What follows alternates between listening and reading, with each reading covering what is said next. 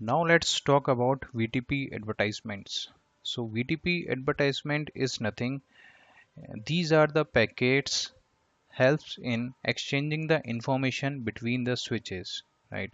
There is nothing special in that. Like in the BGP we have BGP update message, in OSPF we have OSPF update message.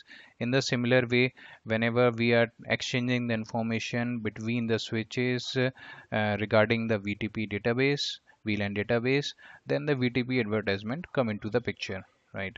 So VTP switches using an index number called VTP configuration revision number to keep track of the most recent VLAN changes.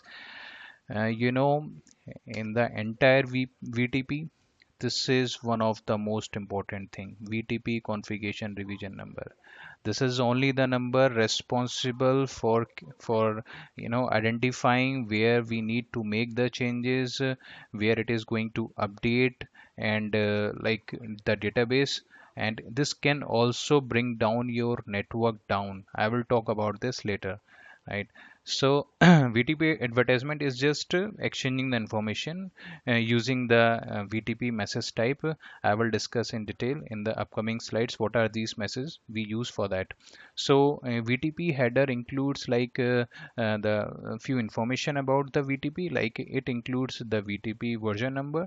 So we have three type of versions in the VTP: 1, 2, 3. By default, like the VTP always version 1.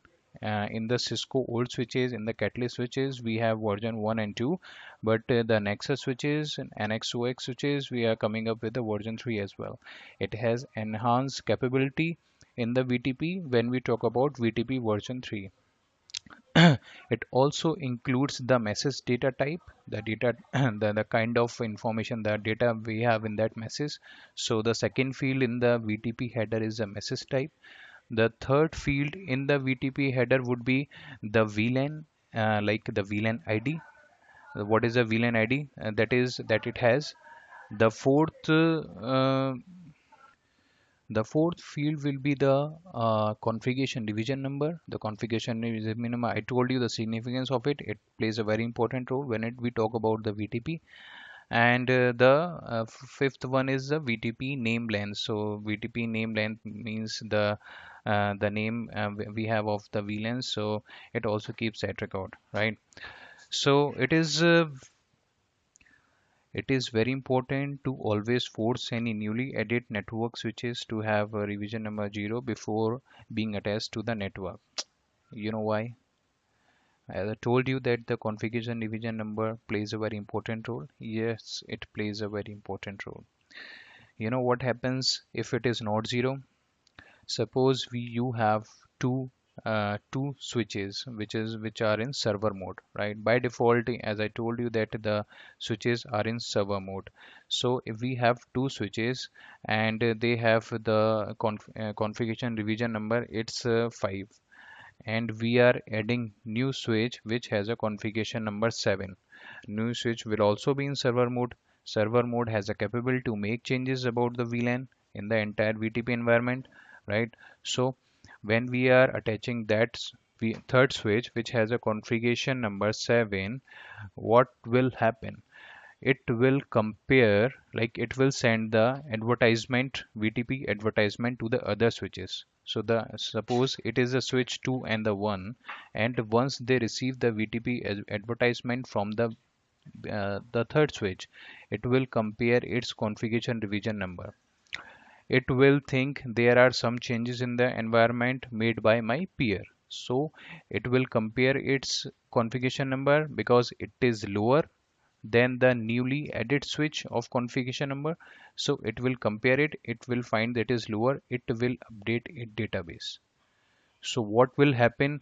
It can bring the network down because the new switch is has not, it's not empty. It already has VLAN database in it. The configuration number is higher than the already existing environment. So all the switches in the environment will update their database, their VLAN database, from the already added switch, newly added switch. So that can bring the problem to us, right? So that's why we need to make sure whenever anytime we are adding new switch, it should has a revision number 0, right? Second thing, the VTP password. So VTP password is necessary to be identical, right, everywhere, so that it once they will authenticate, so it can authenticate with the password and should be same in the all switches in the VTP environment. If a password is configured for VTP, it must be configured on all the switches in the VTP domain. Password is case sensitive and must be same on all the switches in the VTP management domain. VTP password gets converted into 16 bytes value by MD5 hashing algorithm and is carried in all summary advertisement VTP packets. We will talk about these VTP packets, VTP exchange messages in my next slide. Please keep in mind that the VTP domain name and the password are both case sensitive. That means we need to make sure it is completely identical in terms of its case and everything for all the switches. Then it can participate in the VTP.